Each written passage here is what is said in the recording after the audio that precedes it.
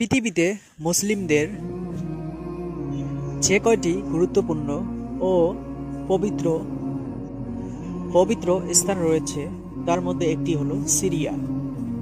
দেশটির সাথে মুসলমানদের রয়েছে গভীর সম্পর্ক।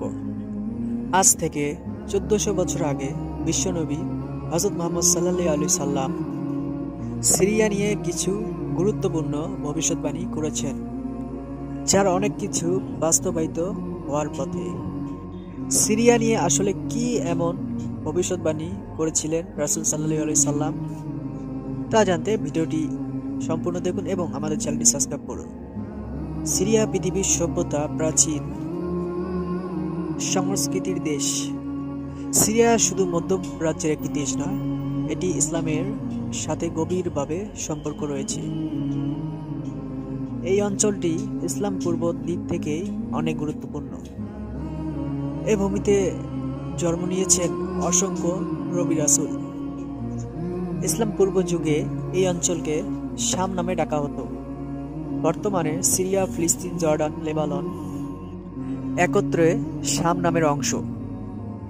রাসূল সাল্লাল্লাহু আলাইহি সাল্লাম শামের ভূখণ্ডকে মুসলিমদের দ্বিতীয় হিজরত ভূমি হিসেবে উল্লেখ করেছেন।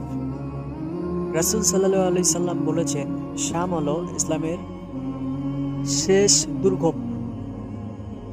এবং শাম হবে কিয়ামত পূর্বকালীন গুরুত্বপূর্ণ ঘটনার কেন্দ্রস্থল।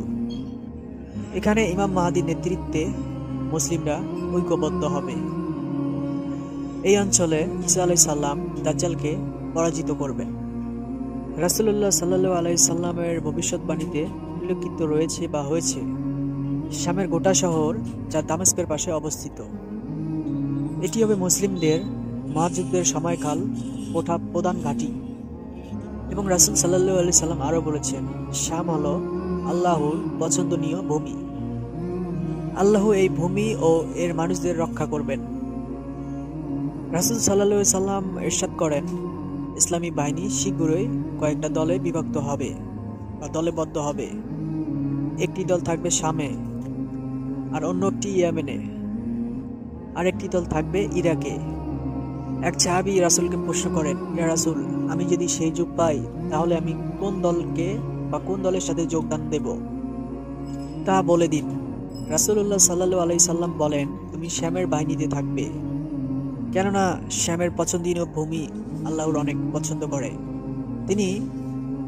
সেখানে তিনি তার সর্বশ্রেষ্ঠ বান্দাদের একত্রিত করবেন। আর যদি তুমি তাতে যোগদান না করো তাহলে তুমি ইয়েমেনের বাহিনীকে গ্রহণ করো, আর তোমরা শ্যামের অবস্থিত যে কূপ আছে ওই কূপ থেকে পানি পান করবে, কেননা আল্লাহ তাআলা শ্যামের বাসিন্দাদের রক্ষা করার দায়িত্ব নিয়েছেন এবং তার সাথে ভূখণ্ডকেও।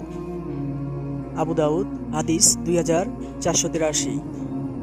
হাদিসে উল্লেখ রয়েছে, শ্যামের ভূমিতে বিশ্বের অত্যাধিক লোক অবস্থান করবেন। তাদের বরকতে এই ভূমিতে শান্তি ও নিরাপত্তা বজায় থাকবে। এবং রাসূল সাল্লাল্লাহু আলাইহি সাল্লাম দাজ্জাল সম্পর্কে আরো বলেছেন, দাজ্জাল শাম ও মধ্যবর্তী এলাকা থেকে ফাসাদ সৃষ্টি করবে।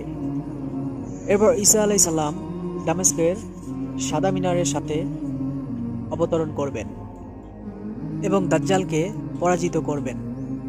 রাসূল সাল্লাল্লাহু আলাইহি সাল্লাম আরো বলেছেন, অচিরে মুসলিমরা শাম বিজয় করবে এবং এই ভূমি হবে মুসলিমদের নিরাপদ আশ্রয়।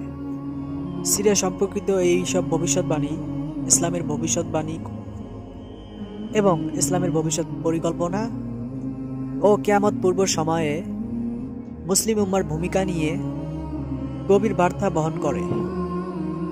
শ্যামের গুরুত্বপূর্ণ এই ভূমি মুসলিম উম্মার জন্য আজও গুরুত্বপূর্ণ একটি স্থল বা জায়গা এবং এই গুরুত্ব চিরকালীন। আশা করি আমাদের ভিডিওটি কেমন লাগলো তা কমেন্টে জানাবেন। ভিডিওটি একটি শেয়ার, একটি লাইক করবেন। আমাদের চ্যানেলটি সাবস্ক্রাইব করে আমাদের সঙ্গে থাকবেন। আল্লাহ হাফেজ।